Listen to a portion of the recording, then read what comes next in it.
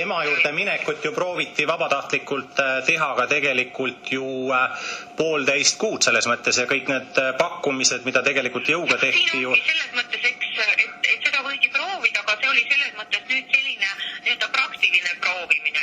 Väga hea, kas Eestis... Üleminek ei oleks väga selline, väga, kuidas need öelda, et kuna ta oli nagu kogu aeg olnud ühe vanemaga ainult, et anda võimalus nagu hetkeks nagu maha istuda, rahuneda, seal oli psühholoog, seal oli abi käepärast. Kas ma tohin teid segada, et Eestis on täna sadu selliseid juhtumeid, kus isad ei ole oma lapsi näinud, et kas on võimalus, et Sotsiaalkindlustusamet hakkab siis sekkuma ja toppima neid lapsi samamoodi isa avalduse alusel turvakodusse, et siis õnnestuks lastega kohtuda. Üks selline juhtum on muide Otepää sotsiaalosakonna juhatajaga.